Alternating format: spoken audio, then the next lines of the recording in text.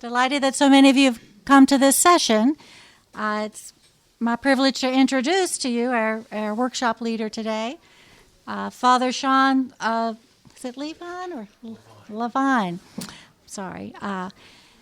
Has been an active member of our camper for many years now. He has a master's, an MDiv, and an MS, and is a Doctor of Ministry candidate. He's a major in the U.S. Army, family life chaplain at Fort Belvoir, Virginia, and he is a priest in the Orthodox Church of America. We welcome you, Father Sean. Thank you very much. Oh, I should say what you're speaking on. Oh, sure. Can you do that, since Ancient Faith is recording this? I am so sorry. It's Overcoming Reductive Objectivity, the Phenomenology of Subjective Personhood, and the Therapeutic Encounter. Thank you again. Is that better? Okay. I hope not to stand right in front of this, and I'll try to back off and let you all see this. Can everybody see okay? Can you catch it? Okay. All right. Well, again, thank you for being here. This is quite literally a workshop. I'm asking you to help me to think through some things that have been on my mind, and so I'm gonna present this and hope that it is coherent, but also it's a work in progress that I'm asking you to help me think through it. And my plan is to leave lots of time for conversation. I always say that, and then sometimes it doesn't happen. But I'm really going to try, because I want to hear from you about this. So that's the goal today. The relationship between the science of psychology and the spirituality and psychology of the Orthodox tradition is kind of what I'm aiming at. This all started for me last year when we were having the Jungian psychology. We had a panel discussion where we were talking about the psychological method of Carl Jung. And at the very end of the question, at the very end of the whole thing, there was one question. Somebody asked, "Hey, can we? Is it dangerous? Is it dangerous to explore Jungian reflections on alchemy and archetypes? Is that dangerous? Could we end up beguiled by these spiritually charged notions and quasi-Gnostic explorations? And can we find ourselves in doing that in delusion and captivity to elemental powers and principalities?" Not a bad question.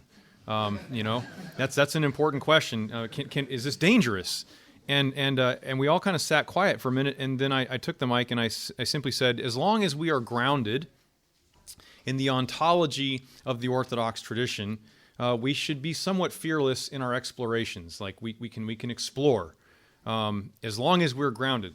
And the idea was that Jungian psychology, as are all psychologies, they're all constructs. I hope that we would say together that these are constructs, and the Orthodox tradition talks about ontology.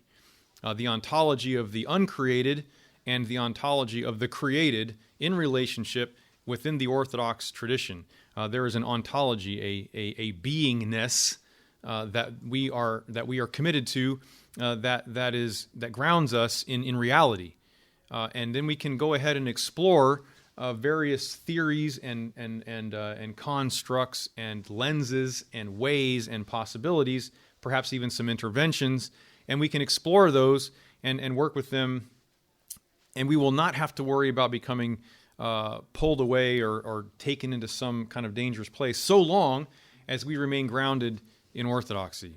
In particular, then, that means partaking of the sacraments of the Church and dedicating ourselves to its teachings and to the patristic tradition. If we do that, then we can go ahead and study. I still believe that.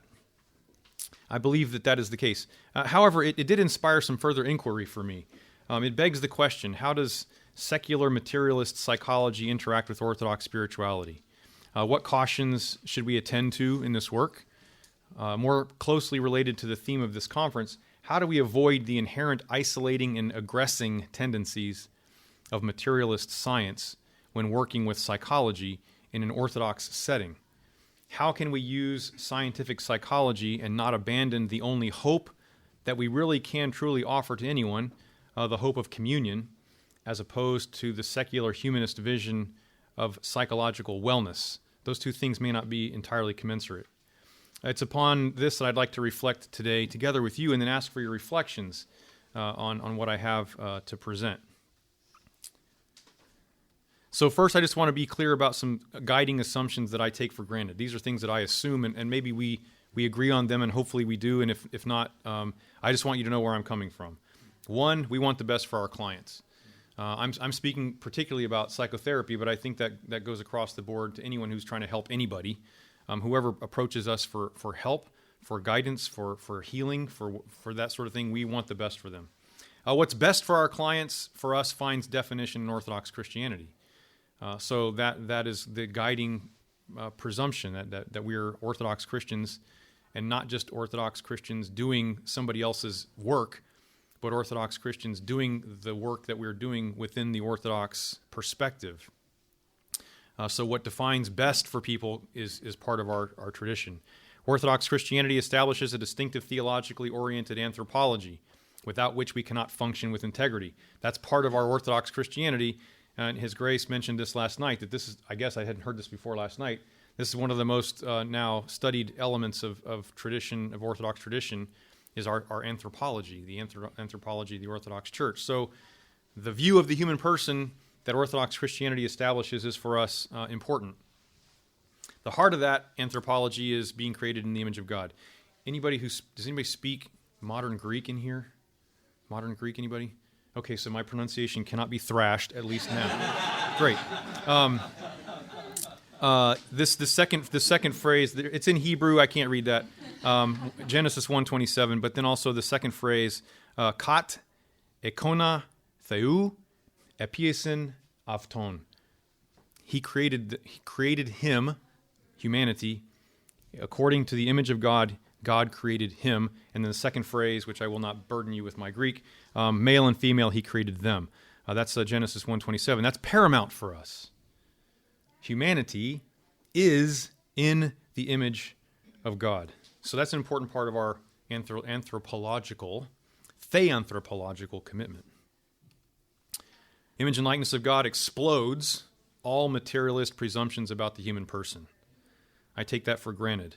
But that makes it difficult because all psychology operates within an immanent materialist frame. So it makes it a bit challenging in this sense.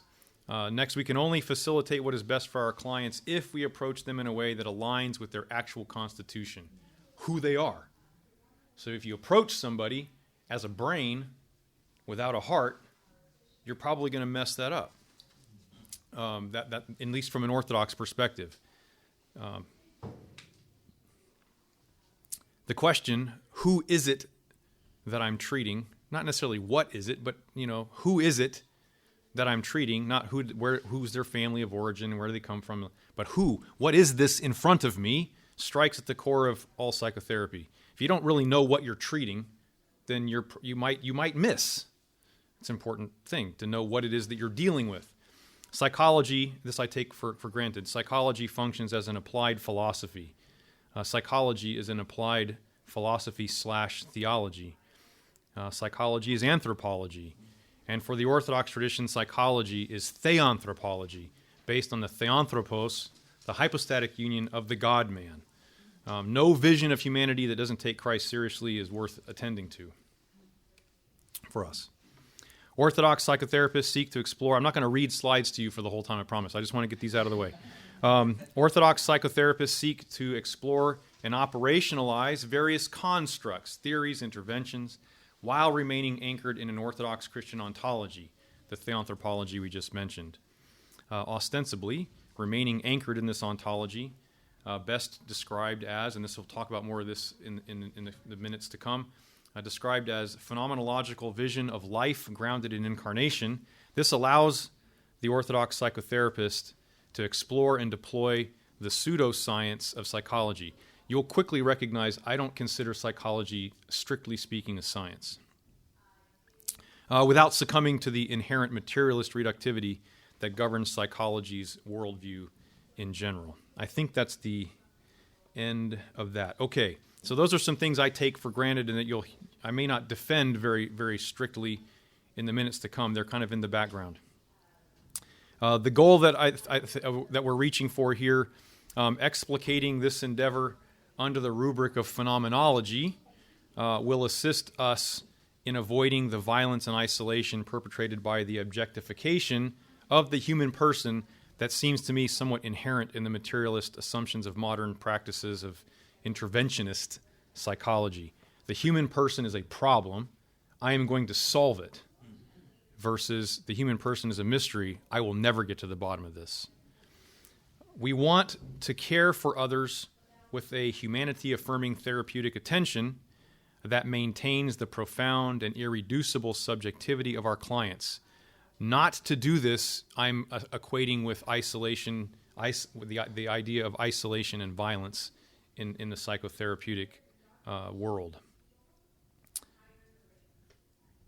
Want to maintain the subjectivity of our clients. This is the source of hope through communion that we offer to the other.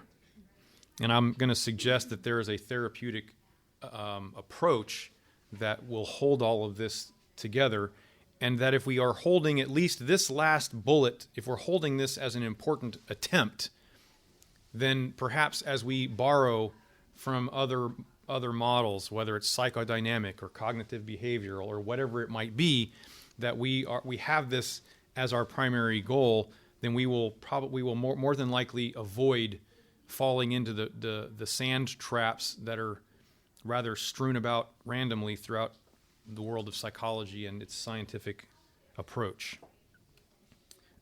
So now, kind of moving into what's the problem that I'm trying to address. At an important level, what I think I'm looking at, what my theory tells me I'm addressing, significantly conditions what I can see. In some sense, then, what I think I am doing when I am looking at something and what I think I am looking at predetermine what I am capable of noticing from the start. That should give us great pause, especially when we're dealing with matters attended to by the science of psychology, which has become a vastly complex combination of observable neurobiology and human behavior, and the invisible nature of consciousness, mind, soul, and spirit. We can see the brain, we can watch human behavior, but we can't see psyche. We cannot put our eyes on soul.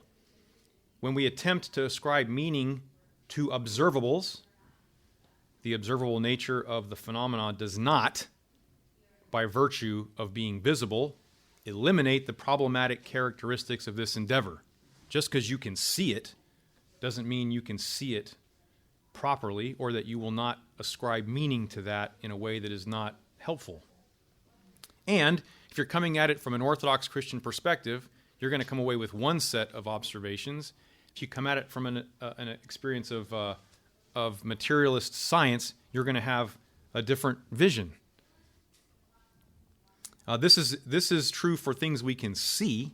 How much more is this the case when we are dealing with invisibles, to which we seek to ascribe some concrete existence, purpose, and meaning, things like mind, soul, unconscious, conscious, etc. How easy it is to construct explanations and then reify them into concrete realities, and then to talk about them as if they exist within the range of visibility, which is often just not the case.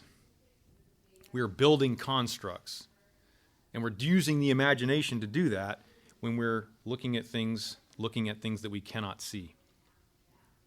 So, it's become popular, if not necessary. It's become very popular, and in fact in psychology quite necessary, to quantify everything. You're not going to get insurance if you don't quantify this, point blank.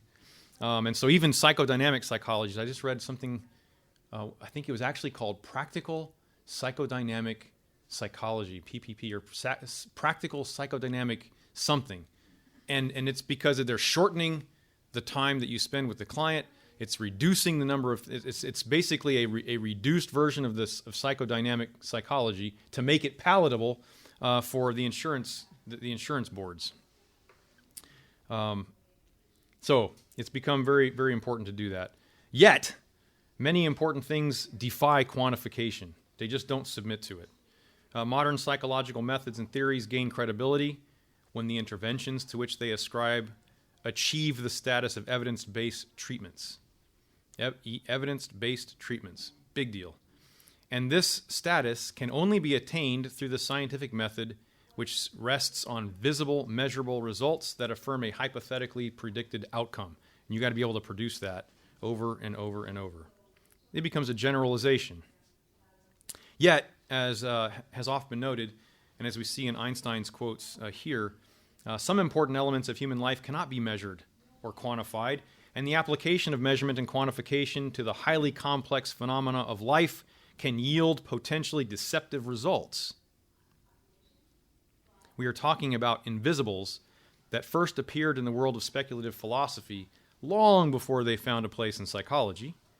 In fact, it is not overstating to suggest that what we call psychology was incubated in the realm of philosophical reflection. Sigmund Freud actually said, when he was asked, the idea of consciousness, of the conscious, that I am taking straight out of philosophy. Psychological theories often import wholesale, without much evaluation, vast swaths of philosophy. Michel Andrey suggests that modern psychology finds its roots in René Descartes' cogito ergo sum, as described in his Meditations on First Philosophy.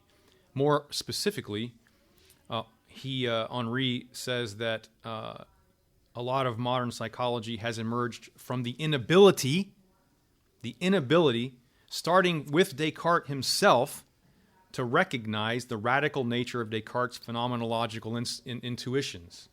As soon as they appeared on the screen of philosophy, they began to be obscured because they were just so impossible to recognize to their depths.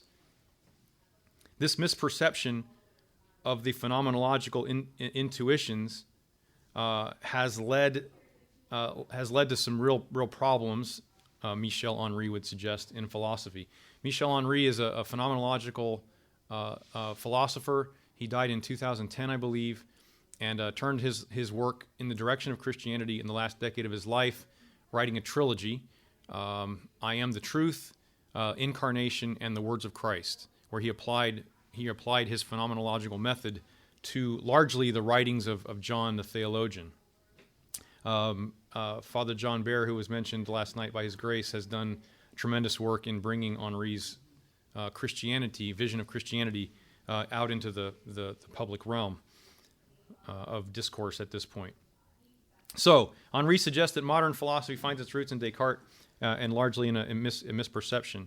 This misperception of the actual radicality of Descartes' cogito and the follow-on description of the split between sense perception and the act of perceiving, a failure which made its way all the way through Kant to Leibniz to Mellenbranch to Husserl and to Heidegger.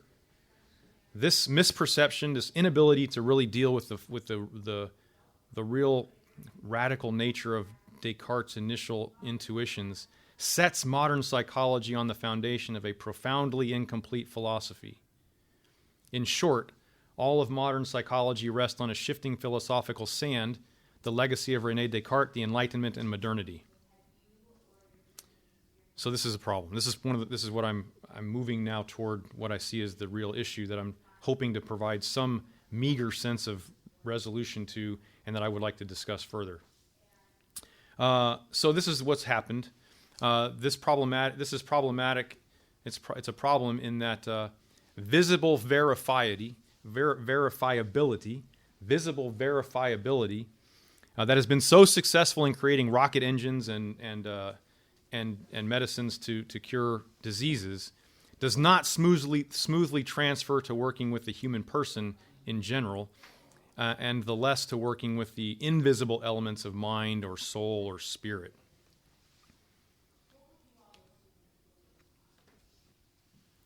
And so, from Henri himself, every problematic, every science, and philosophy itself, they obey this same thematic. They objectively aim for reality and easily take the preconditions of its knowledge for those of reality. That's where we quickly begin to reify lenses before we see clearly what those lenses bring into our vision. So from the start, the challenge to seeing reality comes with the act of attempting to observe it. We can become entangled in the established preconditions of our science's knowledge construct lenses through which to search the field of phenomena, and then predetermine our blindness such that this blindness makes it impossible to see reality for what it is. We limit our field of vision, shrink our object to size, and deal with this reduced item because it's safer and easier to deal with a cut-to-size object than an ultimately indefinable subject.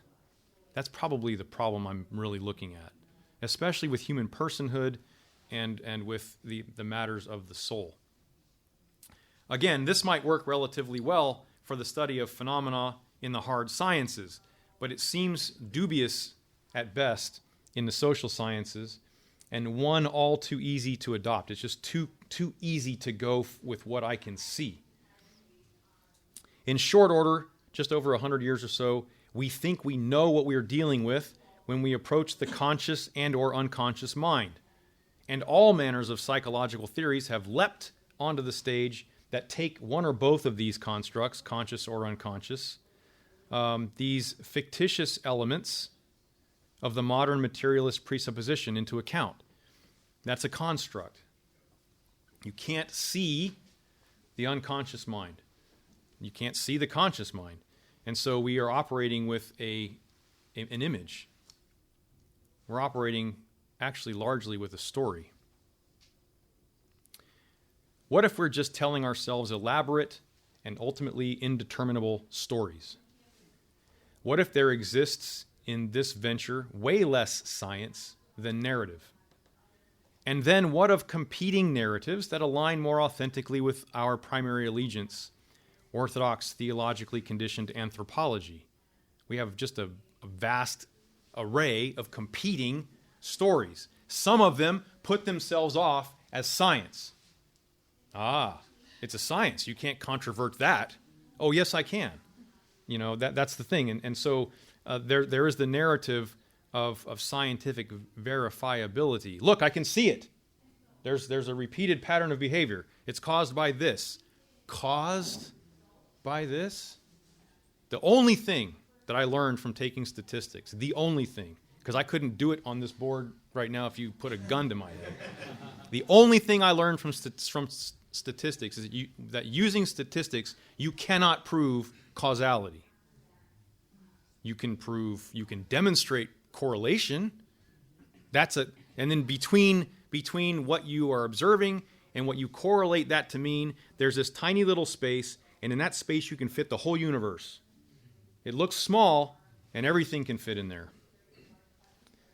That's the only thing I got out of that class. I'm glad I took it for that. But I mean, you cannot prove causation. And so sometimes I wonder if we're just talking more about storylines than we are with quote unquote science. What receives the place of primary explanatory power for us? What does? Our psychological constructs, made more of story than of anything verifiable by science, or our theologically defined narrative of human being and our purpose and our telos, why we're here and where we're headed. As much as I dislike the word because it's become so overused, spirituality, it's just become increasingly banal because it's been just applied in so many different directions in secular humanist jargon. I don't like the word, but I believe a proper use of the term aims at what I'm trying to describe. Orthodox spirituality is a theologically conditioned narrative concerning what and who the human person is and why humanity inhabits the world in the precise way in which it does. That's spirituality, not some goofy, mindfulness and whatnot. I mean, there's place for mindfulness, but when spirituality has been so abused as a term that it can just mean anything that you do to find some kind of meaning or to relax in the face of existential helplessness. And I'm not using it that way. I'm talking about this theanthropology that is so formative of our tradition. Here's an example. I will read this. This is from Sigmund Freud. So he's talking. Someone's challenging his idea of the unconscious, and why to study it and why to pursue it as an idea.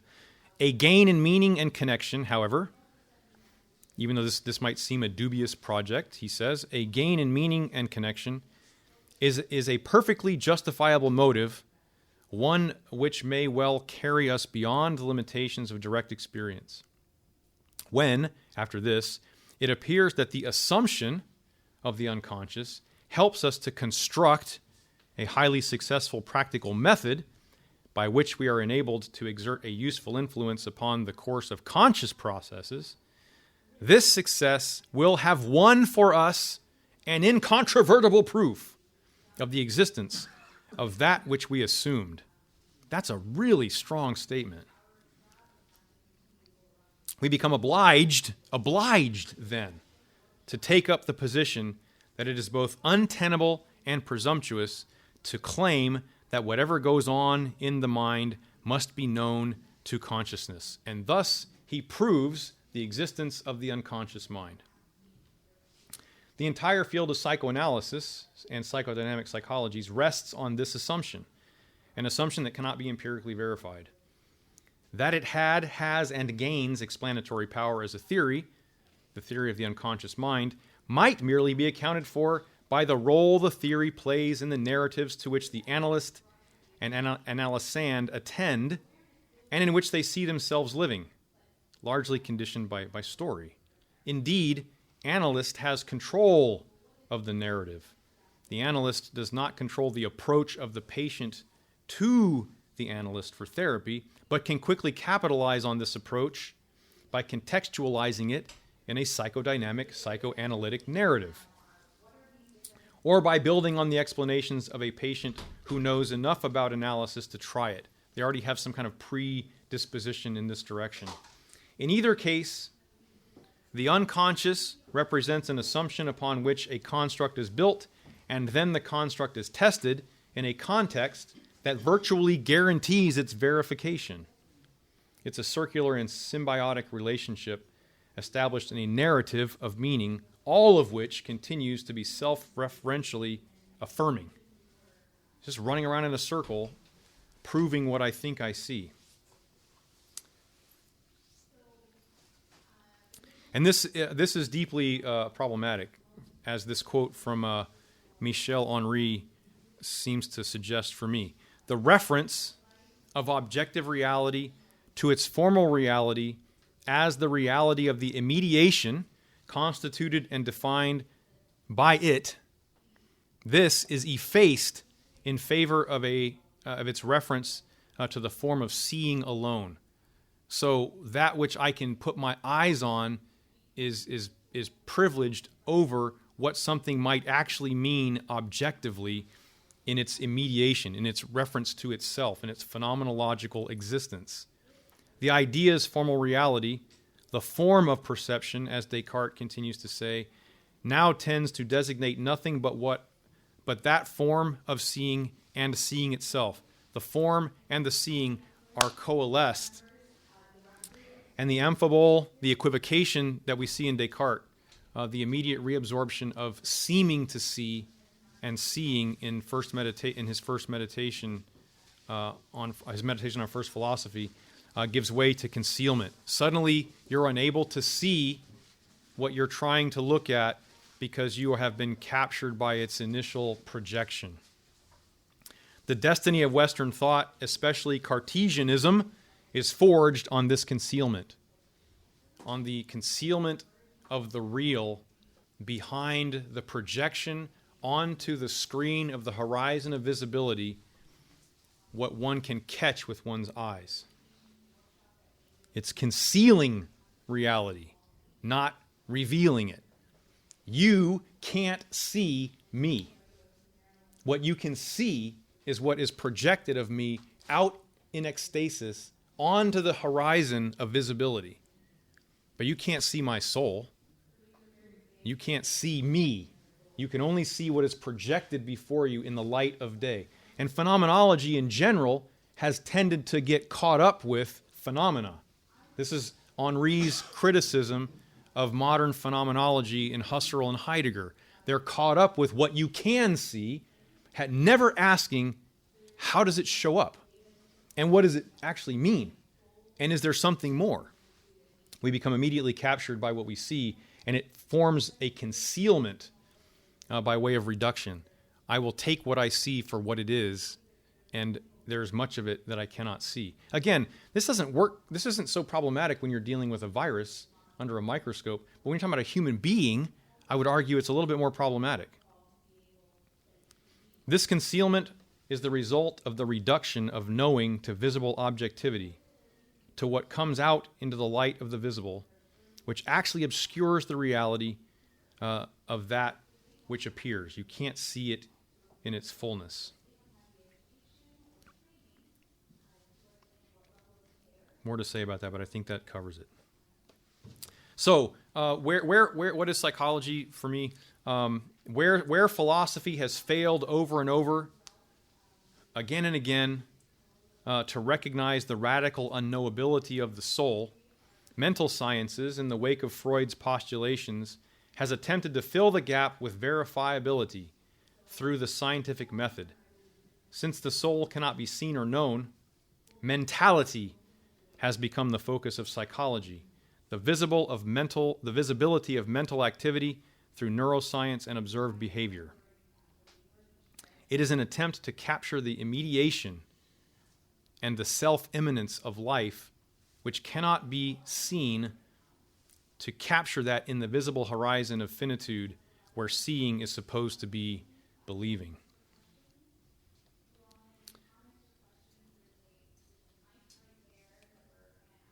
This is a quote. This is a discussion by Michel Andrey of the Cartesian of Cartesians.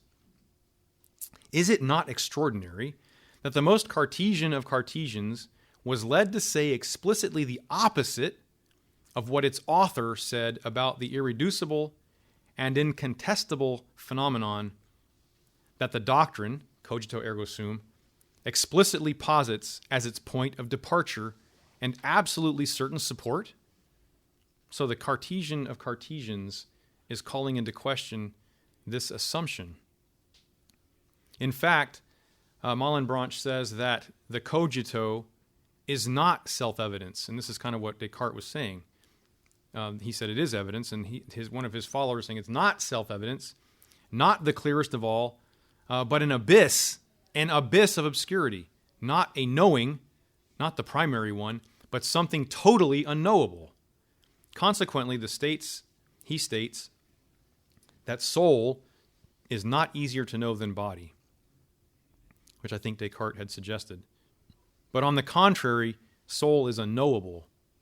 Furthermore, he asserts that knowledge of soul can be acquired only by analogy with and based on knowledge of the body, and finally, that the idea of soul, instead of being the precondition and foundation for all knowledge, as Descartes had suggested, cannot play such a role because ultimately it does not exist. Soul cannot and does not exist, because to exist is to come out of something into the light of the visible. Doesn't mean it doesn't be. It doesn't mean the soul doesn't have being. It means it does not exist in the way that the philosophical tradition has been trying to suggest.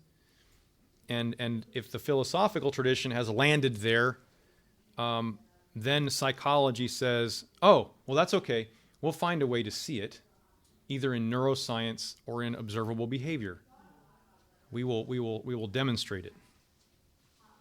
So where philosophy has failed over and over to recognize the unknowability of the soul, mental science, in the wake of Freud's postulations, has attempted to fill this gap with verifiability through the scientific method. Since the soul cannot be seen or known, mentality has become the focus, and that's what has been happening. And in that, mentality has become the subject, the aim, actually the object of the scientific method. All right. So now I'm shifting. I'm kind of slowly moving out of Freud and psychology and kind of beginning to talk now about more of the phenomenological vision of Michel Andrey. Really important. His book is full of these. So I mean, these are two representative quotes. It is this conception of a person as a being of the world that Christianity pulls apart. It does so inasmuch as it understands man, humanity, on the basis of his transcendental birth as a son of life, and consequently, if life is God, as a son of God. Next, regarding the problem that concerns us here, it is a matter of arriving at a definition of man, humanity, that rejects as basically improper a naive realism that inserts man into the world as a real element, an element homogeneous with the substance of which this world is made, and consequently subject to the same laws. Orthodox theanthropology would, with Andrey, say you can't do that. You can't insert the human being into the world of things as a thing among other things. He explains this at length in his book, and I don't have time to go through all that, but that's the presupposition that kind of begins, I think, to aim toward our anthropology.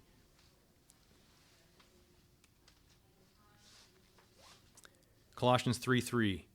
What it is that we really are, who each person in this room really is hidden with Christ in God and will not be seen. Here's this crazy thing.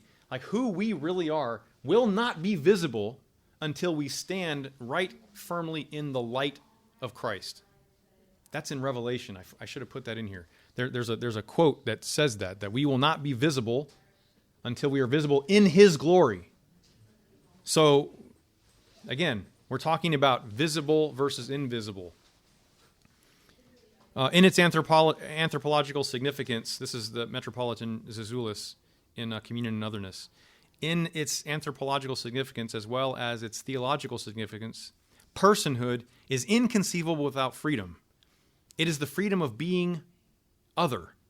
Person implies not simply the freedom to have different qualities, but mainly the freedom simply to be yourself. This means that a person is not subject to norms and stereotypes, and I put there generalizations, which that's the governing paradigm of clinical trials. Generalizations, norms and stereotypes. A person cannot be classified in any way. A person is unique. A person's uniqueness is absolute. It's an absolute uniqueness, and each person experiences that. And that's the only way in which we can experience them, other people, if we are not to objectify them, and in objectifying them, isolate them, and in isolating them, do violence to them, right in the counseling room.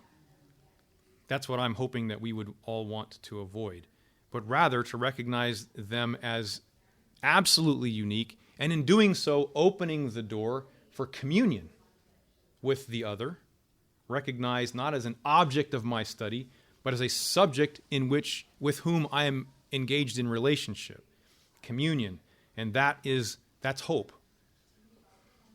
As His Grace said last night, and I have much more reflecting to do on this because he blew my mind when he said the thing about the fragment, that the fragment, divided yet never disunited, eaten yet never consumed, sanctifying those who partake thereof. That's the fracturing of the bread before Holy Communion. Divided yet never disunited. And in dividing and giving Himself to us, He pulls us as those who are divided from one another, as those who are fragmented in ourselves, into integrity. It's amazing. I have to do a lot more with that. But this is, I think, what Zezoulis is talking about in terms of the absolute uniqueness and this idea of communion and otherness. You can't have communion with an object. You can only have communion with an other. And the other is that which we recognize as absolutely unique and irreducible. How are we doing for time? Dadgum. Okay. Gotcha. You're almost there. Michel Andrey. I'm presenting a lot of him because I'm working with him a lot, and I'm asking for your reflection on some of what he has to say. Self exists neither in the before or in front of. That's out here in the realm of visibility, which by themselves aren't even possible as such. There is no, strictly speaking, just a before or an in front of. The self is a phenomenon of life welling up in the radical interiority of its self-affection, of its experiencing itself, of consciousness, simultaneous with and identical to it. It's interior. It's hidden. It's obscured. It's invisible. That the before and the in front of do not exist as such by themselves, but only as before self and in front of self, preconditioned by that self, means that interiority is the precondition of all exteriority. Self is the precondition of representation. And the problem is, all of philosophy, and now all of psychology, has been hung up on representation. That which represents itself in the light of visibility, against the horizon of that which one can see. That's what we take for reality. And what he's saying here is the reality is interior, and is in fact the precondition for any kind of self at all. It's not the self out here that makes it a self, it's the self in here that makes it a self, and that is invisible. So we have two humanities, at least, maybe many more, but at least two, and thus two different psychologies. The materialist science of Galileo, when he just kind of wrecked our whole idea of mystery. So Galilean materialist scientific humanity, the cells and the blood vessels and the ankle bone and what we can see. And then we have Johannine transcendental and theological humanity, the theanthropos conditioned human person who does not belong to this world. And so we're talking then about how the whole idea then is what's happening when I am encountering another person. Human personhood derives an ineffability, it's a mistake on my part, derives an ineffability from humanity's transcendental birth in life, whose essence is defined by ineffability. Being in God's image, there is no way that the human person cannot in some way experience the ineffable in its in our constitution, because we come from and are stamped out of the ineffable. The human person is inexhaustible and thus irreducible to categories, in particular psychological theories, modalities, and interventions. We cannot be reduced to that level, and doing so, I would suggest, is a form of violence. Psychotherapy then must aim at encounter in communion and experiential reaching. I like to use the word and instead of an, apparently, sorry. An experiential reaching where deep speaks to deep in a theanthropic and an anaphoric encounter. Of thine own we offer unto thee on behalf of all and for all. That's happening in the counseling room. If it's not, we're just doing wellness. We're not doing psychotherapy, healing of the soul. Making space for this encounter is the work, I suggest, of Orthodox psychotherapy. Opening the space where a table can be set, an altar table. Stephen Muse asked me recently when I was complaining about difficulties in counseling, he said, where is the altar in your counseling room? Where is the altar between you and the other? Where is the anaphora? What are you doing? And the idea is that the other and I bring to this encounter together. We bring grapes and we bring wheat. We bring water and we bring yeast. And we make bread and wine together as we encounter one another. And we offer it to God in the work of our encounter. And he offers it back to us as his own life in love. Eucharistic counseling. Maybe that'll be the title of a book. I don't know. But, reflecting on how it is that we make a space for this encounter. And so I commend to you Stephen Muse. I'm going to do a lot more work in this area, but his dialogos, his idea of dialogos in When Hearts Become Flame, and he's done more work on this in Treasure in Earthen Vessel. But this dialogos prayer, Lord, love the other through me. Let me love the other through you, and be loved by you through the other. That's the Eucharistic element of psychotherapy, and in particular, its anaphoric concept of offering to one another and to God.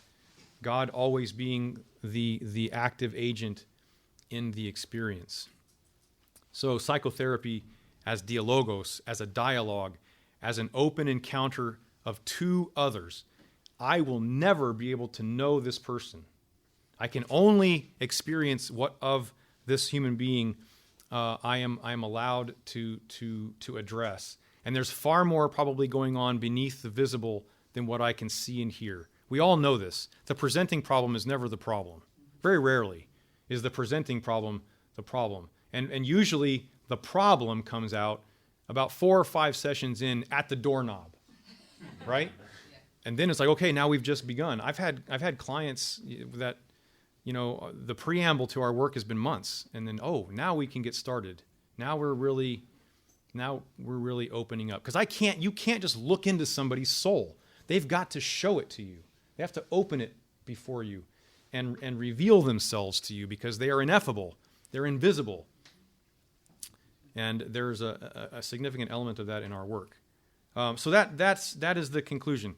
And we have 10 minutes, and that's not enough, but I think I'm going to stop right there and yes, please. If you'll have your question into the microphone, because it's being recorded. Can you step up? Thank you. You just made me very nervous. No. Yeah. So, I'm in the unenviable position of being a psychiatrist. Oh boy. Unlike the physical body, which we can observe, nobody can enter into the internal experience of another person, but the internal experience of another person is the object of psychiatric inquiry. In order for us as psychiatrists, as physicians, to help our patients, there has to be a way of classifying suffering. You cannot no psychiatrist can be effective at treating each case of schizophrenia as a unique, unknowable event about which you cannot do something that is similar to what you do with other patients. There is no avoiding classifying. There is no avoiding having a, what we call in medicine, recognition of patterns, which is how everybody does their work in medicine. We have a colleague here who's a gastroenterologist who will confirm medicine is treating patterns. There is definitely something unrepeatable, even in every case of perhaps peptic ulcer disease. But nevertheless, one peptic ulcer disease and another peptic ulcer disease have to be found to be similar so that you can have a way of addressing them. My question to you is there such a thing as legitimate psychiatry? Man. I'm not sure I'm ready to answer that. Is there such a thing as legitimate psychiatry? So help me understand more about what you're asking there. Like, it sounds like we are applying the standards. Psychiatry is on the border of the visible and the invisible. We have to borrow from the visible world in order to treat the soul. We cannot, otherwise, I guess I'm sort of answering my own question. Otherwise, we reject the idea that there could be such a thing as psychiatric medicine. Yes. And medicine is a discipline that has its feet firmly planted in the observable phenomena. If you take that away, if you take that out of psychiatry, there is no psychiatry. Yeah. No, I hope that I could easily reduce my whole presentation to like one sentence and then make it rather self-obvious and then think, well, that was maybe not the best use of everyone's time. But I think the long and short of it is, yes, I think there is legitimate psychiatry if we don't reduce the human person to what psychiatric work can do with and for them. I think that's what I would say about medicine, and psychology. The idea is that if we remain grounded in the ontology of orthodoxy, then we realize we're invited to hold the idea before our vision, internal vision, before the nous perhaps, that this person in front of me is not reducible to the categories I must now attempt to apply to them if I'm going to help them with their schizophrenia or with their ulcer or with their cancer or with their, schizoid personality disorder. Those things are constructs. They've been found to be helpful. Science will say, aha, there's the person. I got it. And that's what I'm maybe challenging, that we hold in our mind the idea that while we're working with what we can see, there is something far deeper about this human person than that can touch. And I think just holding that will shift our approach in some important way. May not change the methods that we're using or the interventions that we're using, but maybe the way in which we apply them. Just the recognition that there is legitimate psychiatry, but that it has tremendous limits and cannot comprehend, cannot exhaustively grasp the other. If we fall into the trap of just applying interventions as if we were working on a car, then we miss the mystery of the encounter. And I think I'm hoping to encourage us to realize that there is something about this person that we cannot see, not necessarily to deny that there are things we can and that we can work with effectively. Is that helpful? Okay. Yes. Well, we talk about seeing that implies light, and we think about light as something absolute.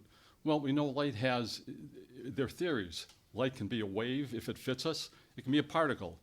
Maybe what your research has to do is what's the light that appeals to the eyes of our soul and our heart. Yeah. As we went from 3 dimensions, length, height, and width, Einstein gave us the 4th dimension of time. What's the next model of light which is going to help us see these? So the soul will not be invisible, but really visible to the soul, and that'll come through maybe our Orthodox theology, but obviously that is yet to be developed, as I would suspect. Yeah. Hasn't come about yet. Yeah, that really is the whole essence of that's why I wanted to bring. I was fascinated by bringing phenomenology, and in particular, Michel Andrey's phenomenology, because his big question was not what can I see, but how am I seeing it? Like, how does it show up? And there are different levels of visibility. We talk about we can talk about visibility in terms of its metaphoric, the Gospels do this all the time. As Jesus is being completely misunderstood by everyone around him, the blind man is made to see. And he says, I want to follow you. He says he glorifies God. He goes off as an evangelist of the good news of the kingdom, not the people whose eyes worked the whole time. This back and forth between visible and the Gospel of John is one great big, discussion of this. And in particular, if you do what Father John Baer does with the Gospel of John and the Revelation, the Apocalypse, and you read them as mirrors, as phased images, the Gospel of John is what shows up in the light of this world, a crucified God. But the Revelation is what people see in a different light, that it's the King of Glory. That's why our cross has on it King of Glory, and not Jesus of Nazareth. That is a significant thing. We're looking at the cross with different eyes and in a different light than the world can see it. They saw a dead insurrectionist, and we see the King of Glory enthroned. And this is a real light. It's just different than the particle theory and the wave theory. It's right. A real light. Yes. And the soul, who a person really is only visible in that other light that doesn't register in this world. And if we take what we can see then for the reality, then we leave out a whole swath of ontology, and it's reductive and it's violent.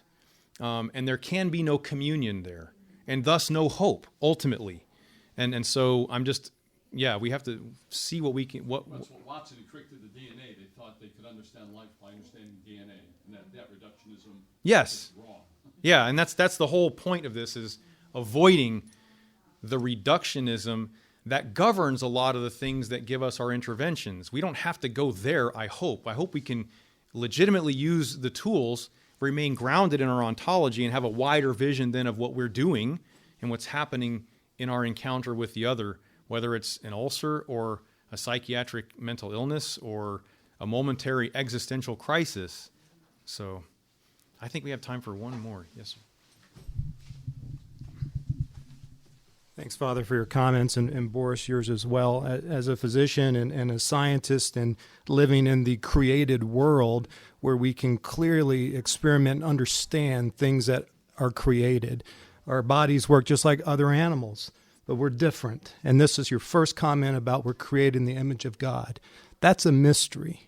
There's so many mysteries in our faith that we don't try to explain. We accept it.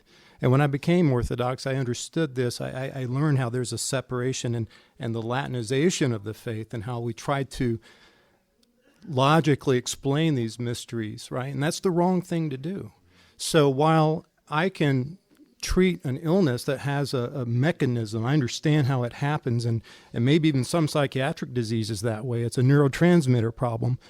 There's deeper mystery to all mental health. And the hospital, as the church as the hospital for those patients, the treatments often have mystery to them. Partaking of the sacraments, these are mysteries that we don't understand how they work or why they work, but we know they work. And the church is, for all antiquity, has prescribed that treatment for everybody. So I relate to my patients not because I have GI illness, but because we're both sinners, we're both people. And it's their sin sometimes, or some deep-seated issue that's not physiologic, but it causes a physiologic manifestation, right? So irritable bowel syndrome, so many patients have experienced emotional, physical, psychological trauma. And as soon as I can identify that, I can tell them that I'm not going to be able to help them. It's not a medicine. I can use every medicine that we have, and it's not going to make them better. So I have to get them to someone that can help them. The problem in psychology is that we just don't have enough that are orthodox grounded, right? It's like trying to create a Tower of Babel. How can we approach God whenever we think we can just build up a high enough tower to reach him? So when we try to make human constructs to understand what is unknowable, we're going to fail every time. Yes. Right. So it's progressing through the treatment that's prescribed by the church, and most of that is a mystery that we won't understand until the final day. That is a perfect conclusion to my talk. Thank you. That was wonderful. Yeah.